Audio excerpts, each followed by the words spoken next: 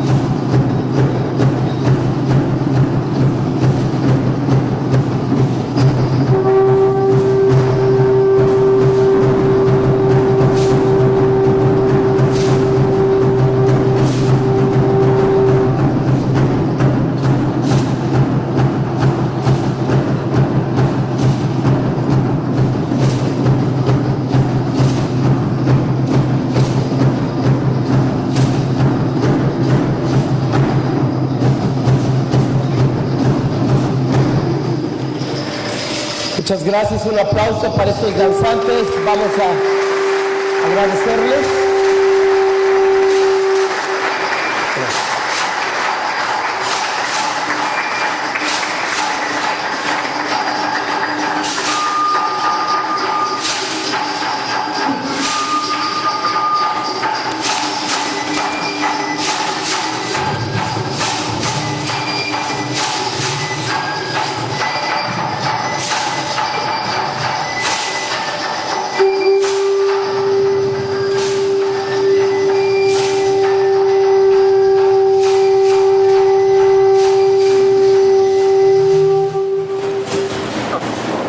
Vamos a por gracias.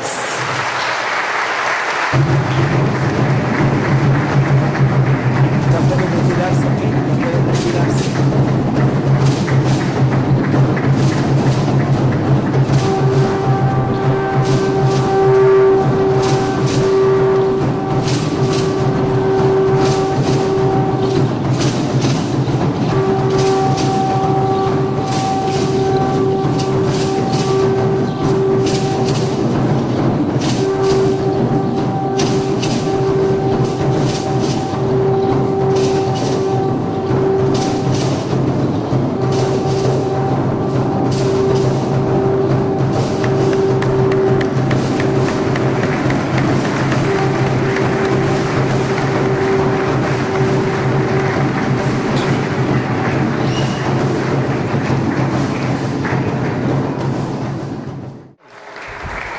Hoy la palabra litúrgica de Dios nos habla de las complicaciones, más que otra cosa, de cuando un hombre toma la decisión de decirle sí al llamado de Dios, es decir, a ser profeta verdadero, a Hacía unos 7 siglos antes del nacimiento de Jesucristo, cuando ya estaba dividido el reino del pueblo de Dios, el reino del norte y el reino del sur. El reino del norte tenía el santuario llamado Betel, y el del sur pues el templo de Jerusalén, y ambos reinos estaban de verdad al punto de quebrarse, al punto de desaparecer. Pero el Señor, antes de que hubiera esa invasión de Sennacherib para el 722, le llama a un hombre que tenía su pequeño negocio de rebaños y de higueras, llamado Amós. Amós es el primer profeta que pone por escrito sus profecías. Amós no tenía interés alguno de hacer ningún negocio con sus discursos religiosos. Y en cambio el rey tenía escuelas de profetas, tenía gente dedicada a que hicieran oráculos y que hablaran de parte de Dios y lo apoyaran. Cuando Dios le dice a Amós, deja atrás tu rebaño y tus negocios de higos, ve al norte y diles que tienen que ser justos, que tienen que dejar de oprimir a la persona necesitada, que tienen que practicar todo lo que yo mando, las leyes que les di por medio de Moisés. Si no lo hacen, va a venir un reino que los va a acabar. Y así sucedió, no le hicieron caso, pero antes de que Sennacherib invadiera las tribus del norte de Israel, Amós se presenta en el santuario y empieza a profetizar, y el sacerdote de allí le dice: vete, visionario, lárgate de esta iglesia, de este santuario, porque es el templo del rey y Dios siempre va a proteger el rey, y tú eres un revoltoso, quítate de aquí. Y él responde: yo no soy de la escuela de los profetas, yo no me dedico a hacer negocio de las cosas sagradas, eso a mí no me interesa, tenía mi propio negocio, yo vine porque el Señor me ordenó que viniera. Si tú no lo aceptas, que te quede claro que en mí no caerá la responsabilidad de la desgracia que está por venir sobre todo tu palacio y tu reino y tus simpatizantes. Hoy día la iglesia se pregunta si debe callarse ante un presidente que es muy religioso, que apoya, como muchos de ese partido, el derecho a la vida.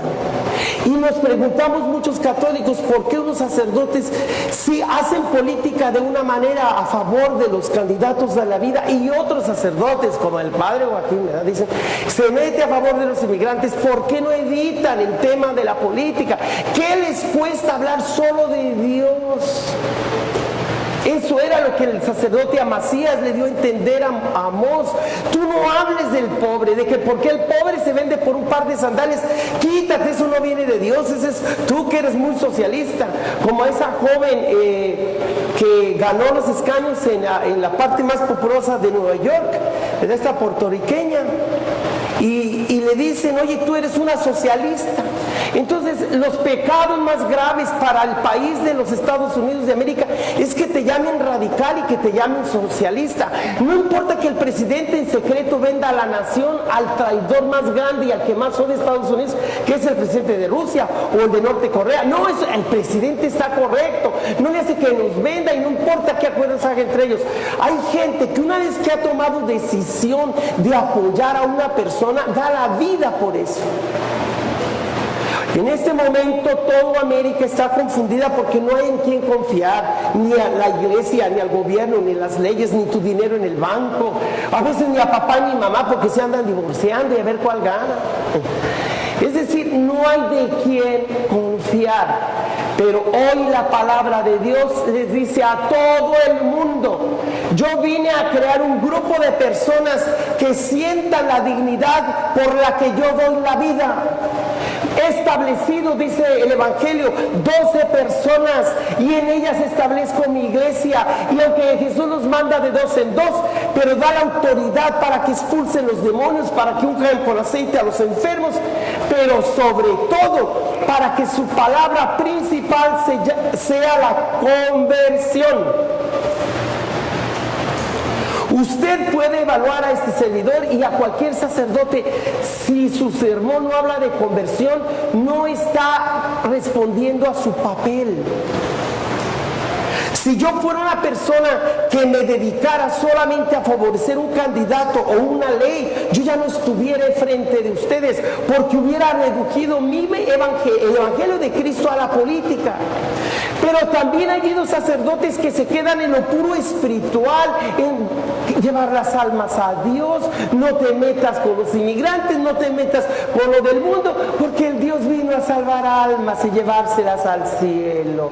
Y la gente espera que el Padrecito no vuelva a nombrar el tema de la política, porque va a venir a visitarme mi nuera o el yerno o mis parientes, y mejor no van a Monte Carmelo, porque no, cómo dura el Padre y cómo se mete en política. Y es que en realidad se ha confundido la política en dos sentidos: en sentido general, que es del bien común y los derechos humanos, y en sentido partidista, de hablar de los partidos y que aboga cada partido. El problema es que tanto Amós como Jesucristo y San Pablo y el Padre Joaquín, el Papa Francisco y los que hablan del Evangelio completo tienen que hablar de los dos aspectos de la política. Del primero, porque siempre es lo más saludable, y la mayoría de los discursos o homilías que a veces oyen, ustedes nomás han oído, la mayoría de los sacerdotes, que el Padre les dice: pórtese bien, hijo, llévesela bien con sus hijos, no se regañe a su esposa, de política no me pregunte, lo con su conciencia le diga, váyase y no me esté fregando más. Bueno, no dice así, pero es la manera, ¿verdad? Ese es de otro, de los maestros, no del Padre. El Padre nomás: hijo, Dios te bendiga, y vamos a pedirle a la Virgencita de Dios que el presidente nuevo de México y de aquí, pues que no haya tanta guerra ni violencia. Ya es mucho, eso es mucho. Ya que la iglesia esté pidiendo para que no haya guerra ni violencia, ya es mucho. Pero que nos quedemos con un mensaje espiritualista. Les quiero decir que el sacerdote que les invita a tomar conciencia de su papel de ciudadanos de aquí, no es para hacerles olvidar que se olviden de ser ciudadanos para el cielo. Nosotros, como profetas, o los que hablamos del nombre de Dios, hablamos de los dos tipos de la política en general, de los derechos humanos y del bien común, pero también de qué manera los partidos van a aplicar el decálogo de Moisés y las enseñanzas de Cristo para que a los correligionarios de su partido se cambien y sean mejores demócratas, y si son republicanos, mejores republicanos, pero para que juntos lleguen a ser mejores americanos. Un verdadero católico, les digo, hermanas y hermanos, que es mucho más pro-choice o más demócrata que los demócratas que apoyan a la mujer a escoger entre tener el niño y matarlo, ¿verdad? El católico verdadero enfatiza los derechos de la mujer a escoger mucho más radical, la palabra radical, que los que apoyan los abortos. Nosotros vamos más a fondo que los mismos demócratas. ¿Cómo? Pues una persona que apoya el derecho a que una mujer elija, da el apoyo para que esa mujer tenga el derecho a escoger, pero le da el derecho a esa niña que todavía no nace. Porque si de veras apoyas a la mujer, pues apoya a esas niñitas que todavía no nacen. Porque antes que nada, si tú quieres que un verdadero demócrata sea más demócrata que todos, hágase buen católico. Aproveche para decir que toda la mujer tiene el derecho a escoger y a decidir qué hacer. Pero dale ese derecho a la niña que todavía no nace. ¿Verdad que somos más liberales que los demócratas? Y un verdadero católico es más conservador que todos los republicanos juntos. Si ellos favorecen la vida antes de nacer, nosotros favorecemos la vida antes de nacer, recién nacida, que se le vuelvan los niños a los brazos de sus padres, como este gobierno se los ha arrebatado, y también la vida ya nacida en la vida de los estudiantes de DACA y DAPA. Por eso nosotros somos más pro-life que todos los republicanos juntos. Y yo estoy seguro que no sé si en otra iglesia se predique el Evangelio y la palabra de Dios con las consecuencias que yo se los estoy diciendo aquí. Porque tienen varias opciones, el profeta y el sacerdote. Puede quedarse calladito y atrás, o puede ir enfrente de los partidos, adelante y más allá. Y eso es el mensaje de la palabra de Dios hoy. Una persona cristiana católica es una persona pública, no para quedarse encallado. Esto no es una secta. La iglesia cristiana católica no es una secta, no es un culto. En la iglesia católica sí hay grupos que tienen sus ritos secretos, porque es la parte de la mafia cuando se inventaron esos grupos de la Cosa Nostra en el siglo XIX. Ahora, pues aquí los Caballeros de Colón, por ejemplo, tenemos, yo hice parte de ese rito, que tenemos nuestro rito y que lo que pasa allí no lo dicen a los demás. También los cursillistas o los que hacen los retiros. No le digas a los demás cómo es ese retiro, porque ya pierde el sentido. Que aquí lo que viven es el retiro, aquí se quede. Y todavía tenemos esa idea del secretito, ¿verdad? De que los demás no sepan. Primero, para que sea una sorpresa, las mañanitas, ¿verdad? Y bueno, todavía tenemos la idea esa de los santos reyes. No le digan a los niños quiénes son los santos reyes, porque se les acaba el mito. Bueno, hermanos y hermanas, hay secretos que ya no tienen sentido, por favor. Jesús mismo sí habló del secreto. Pablo habla del secreto oculto desde antiguo, que es el reino de los cielos que estaba secreto. Pero el secreto de la Biblia, el secreto de Jesucristo, es un secreto que dejó de serlo cuando en Cristo viene toda la revelación divina, como dice la segunda lectura de hoy. En Él tenemos la plena revelación de las hijas y los hijos de Dios. Con Él no habrá secretos más. Porque en el Señor Jesús no solamente se nos da el mediador único entre la humanidad y Dios, sino que es no solo el medio, sino el fin, el objetivo final de esa revelación. Por eso, mi hermana y mi hermano, tú que quieres ser una persona que no hayas que responder a los asuntos políticos y sociales, no es una respuesta ni quedarte callado ni quedarte atrás, sino ir enfrente y más allá. Cuando a ti te digan el padre se mete en política, no, la política no la eleves tanto. Favor le hace el padre Joaquín abordar esos temas políticos y sociales de los inmigrantes, de los trabajadores, porque es una bendición que la palabra de Dios rocíe a todas estas áreas y venga la luz de la palabra y nos ilumine. Cuando Amós fue expulsado del templo, vino del sur al norte, como muchos inmigrantes vienen de los países del sur al país de Estados Unidos o del norte. Y usted y yo tenemos la misma misión de Amós. Venimos aquí en nombre de Dios y venimos no solamente ilegal, pero muchos venimos legalmente a pedir refugio y nos hicieron que faltáramos a la ley para que se nos tratara de ilegales. Así como Amós fue llamado, este servidor recibió su llamada. Yo tenía 11 años cuando estaba trepado en una higuera cortando higos para que mi madre los tachonara y los cociera, porque a eso yo me dedicaba cuando estaba en la primaria y la secundaria. Y dejé la higuera de la tía Aurora, todavía recuerdo cuando me mandaron llamar porque el director de vocaciones me estaba esperando para mandarme al seminario.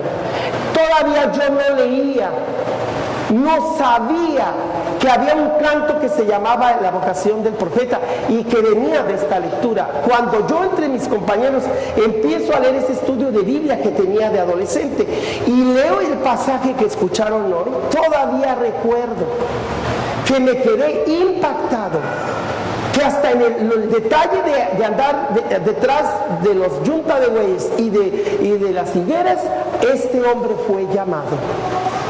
De la misma manera, yo recibí mi vocación de sacerdote. Yo estuve vendiendo higos, yo le ayudaba a mi abuelito a andar en el campo y después de eso me veo identificado con la vocación del profeta hoy. Y también a lo largo de mi vida de sacerdote me he encontrado con muchas dificultades a nivel de iglesia y a nivel autoridades civiles. Pero también tengo el gusto de compartirles que la palabra de Dios no se ha separado de mí.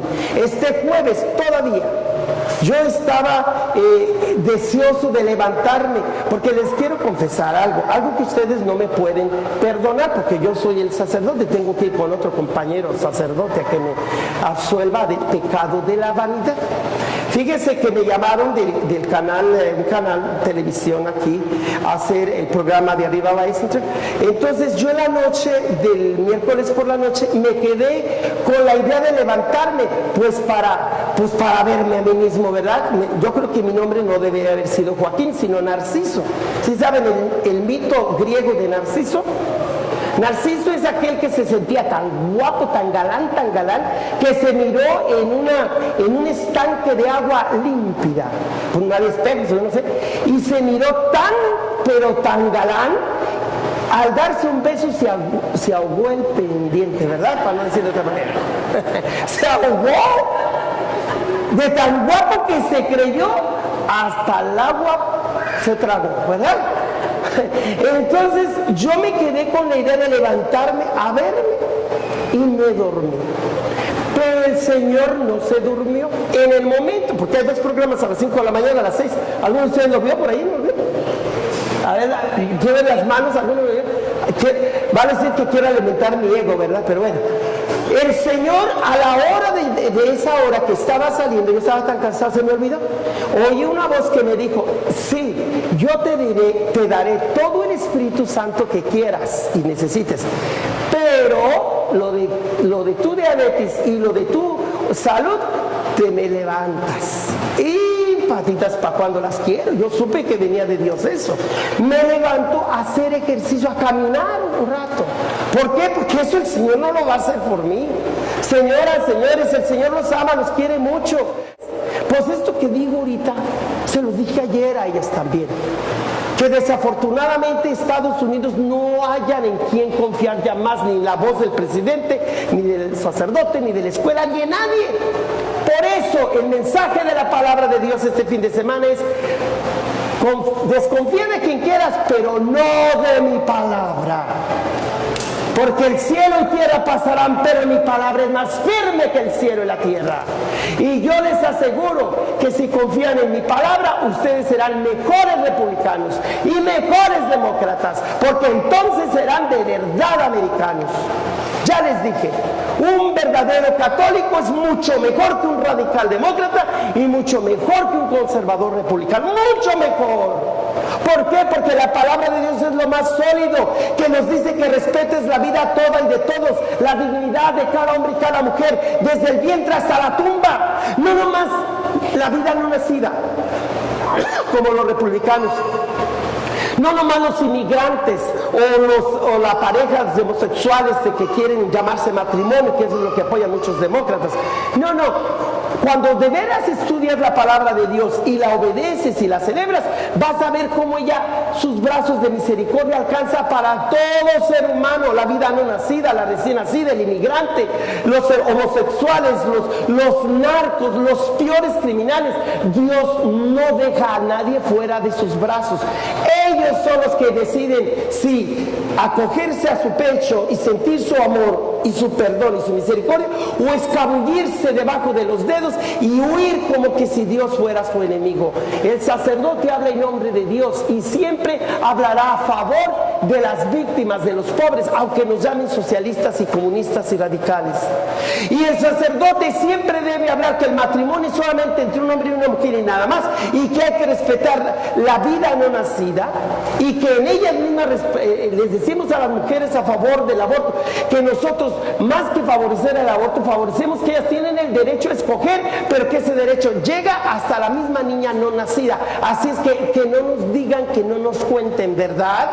Porque la palabra de Dios a nosotros nos da toda la capacidad de ser verdaderos americanos. Y de usted y de mí depende que Estados Unidos se salve o se condene como nación. Y lo he dicho. Y el día que yo me muera, el Señor me va a dar la recompensa de que dije lo que tenía que decir. Yo no quiero ser un sacerdote que le diga al estar muriendo: oye, ¿le avisaste a la gente que los podía castigar por sus circunstancias?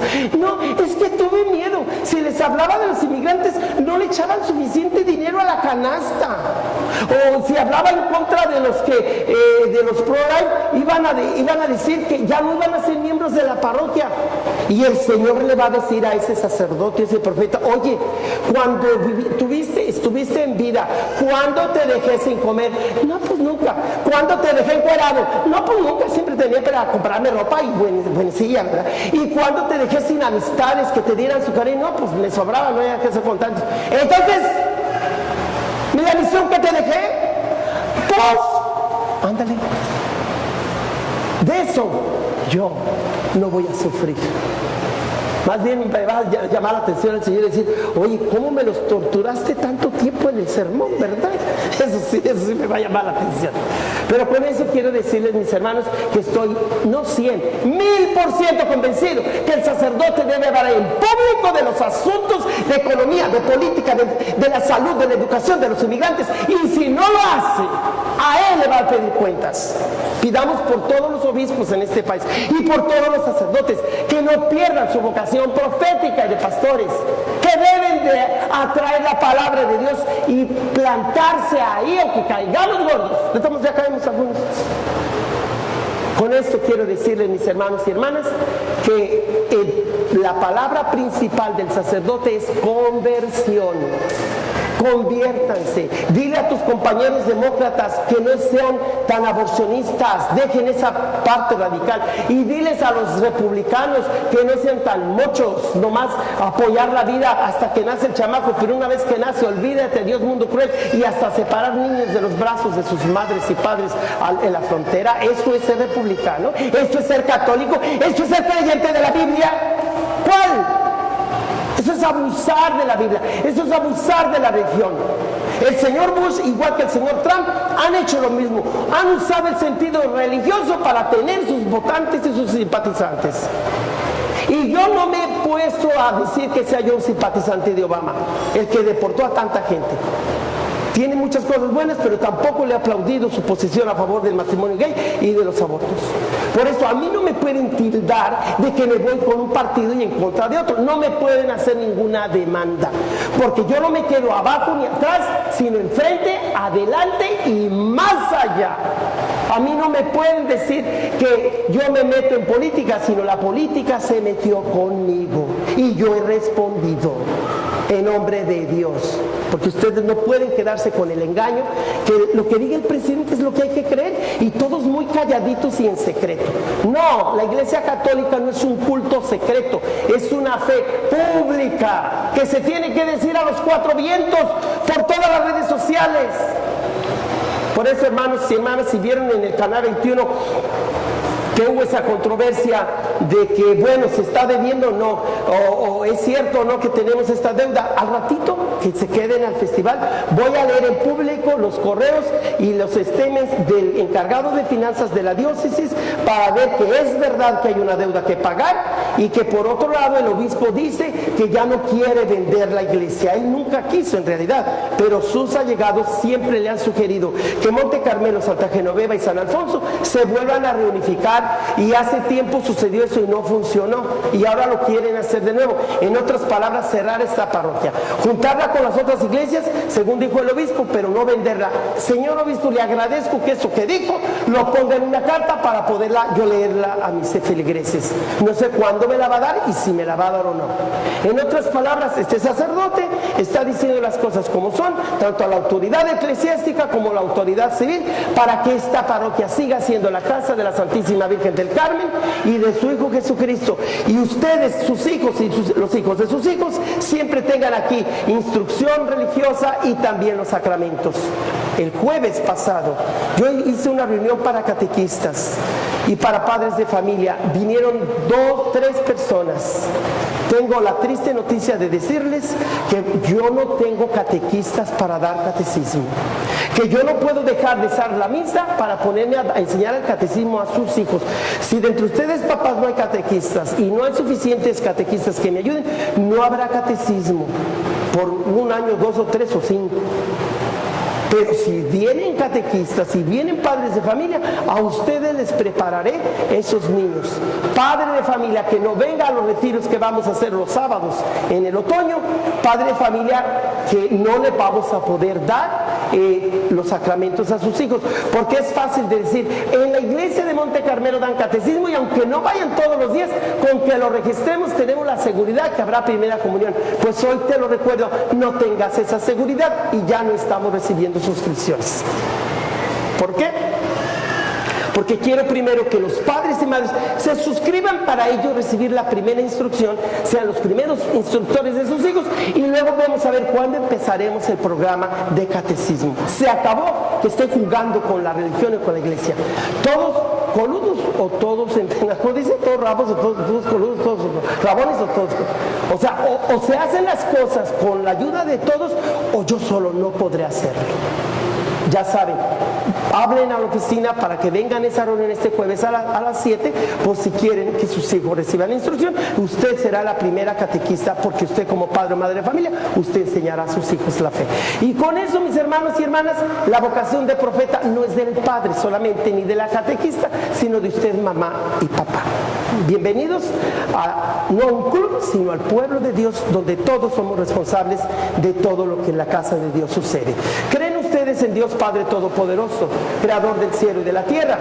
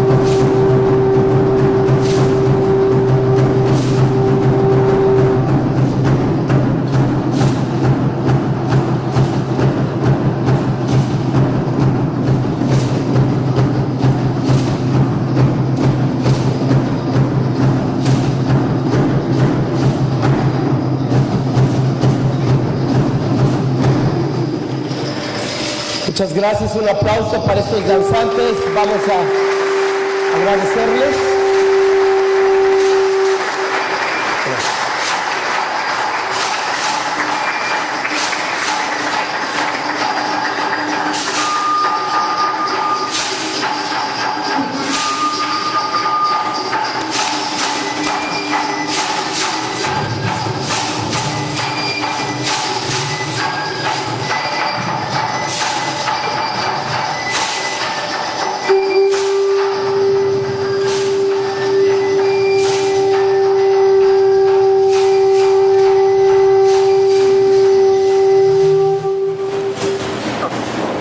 Vamos a...